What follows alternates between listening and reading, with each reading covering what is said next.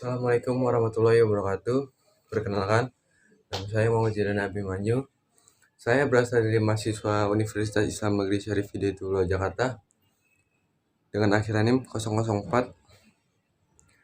Pada kesempatan hari ini, saya akan membawakan materi tentang tasyri pada masa Rasulullah di Mekah dan Madinah. Saya membuat tugas ini untuk memenuhi nilai UAS yang diampu oleh Bapak dosen Rumadi Ahmad. Untuk materi selengkapnya, silakan simak video berikut. Terima kasih. Tasyri secara istilah adalah pembentukan undang-undang untuk mengetahui hukum-hukum bagi perbuatan orang dewasa dan ketentuan-ketentuan hukum serta peristiwa yang terjadi di kalangan mereka. Maka Allah mengutus Rasulullah sebagai wasilah pertama untuk menegakkan syariat Islam yang benar. Melihat dari makna tasyri tersebut, maka muncul sebuah permasalahan yang perlu diperhatikan, yaitu keberadaan sebuah agama Islam yang berada dalam lingkungan orang-orang yang berwatak keras atau badui dan masyarakat yang hidup penuh dengan kemaksiatan serta belum memiliki sebuah aturan baku untuk dijalani oleh pemeluk-pemeluknya. Dalam hal ini adalah tasyri melihat kondisi tersebut. Penegakan syariat Islam atau tasyri ini tidak berhenti setelah Rasulullah wafat. Akan tetapi, hal ini berlangsung sampai beberapa periode, mulai dari periode Rasulullah, Khulafaur Rasyidin, Tabi'in, dan seterusnya.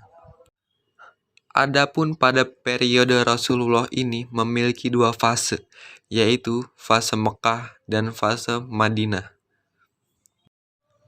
Fase Rasulullah berada di Mekah.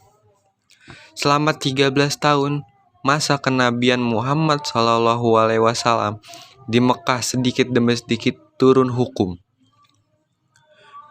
Periode ini lebih terfokus pada proses penanaman atau gars, tata nilai tauhid seperti iman kepada Allah, Rasulnya, hari kiamat, dan perintah untuk berakhlak mulia seperti keadilan, kebersamaan, menepati janji, dan menjauhi kerusakan akhlak seperti zina, pembunuhan, dan penipuan. Pada awalnya, Islam berorientasi memperbaiki akidah, sehingga bila telah selesai tujuan yang pertama ini, maka Nabi melanjutkan dengan meletakkan aturan kehidupan tasyri. Bila kita perhatikan ayat-ayat Al-Quran yang turun di Mekah, maka terlihat di sana penolakan terhadap syirik dan mengajak mereka menuju tauhid. Memuaskan mereka dengan kebenaran risalah yang disampaikan oleh para nabi, mengiringi mereka agar mengambil pelajaran dari kisah-kisah terdahulu, menganjurkan mereka agar menyambung taklid pada nenek moyangnya, dan memalingkan mereka dari pengaruh kebodohan yang ditinggalkan oleh leluhurnya, seperti pembunuhan, zina, dan mengubur anak perempuan hidup-hidup.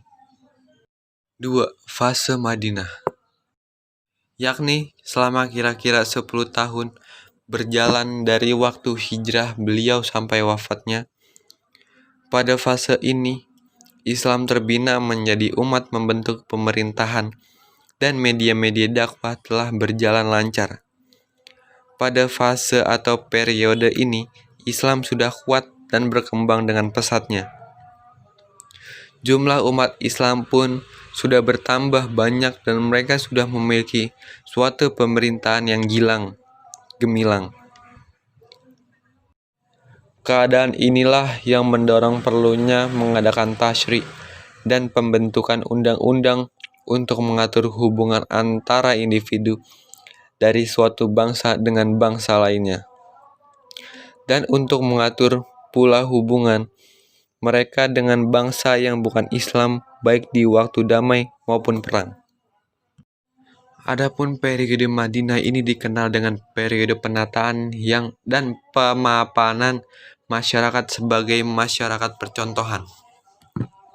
Oleh karena itu, di periode Madinah inilah ayat-ayat yang memuat hukum-hukum untuk keperluan tersebut, atau ayat-ayat ahkam, turun, baik yang berbicara tentang ritual maupun sosial.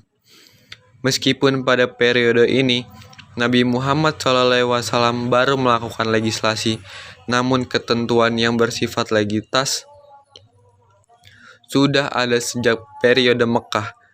Bahkan justru dasar-dasarnya telah diletakkan dengan kukuh dalam periode Mekah tersebut. Dasar-dasar itu memang tidak langsung bersifat legalistik karena selalu dikaitkan dengan ajaran moral dan etik. Sekian materi dari saya. Kurang lebihnya mohon maaf. Wassalamualaikum warahmatullahi wabarakatuh.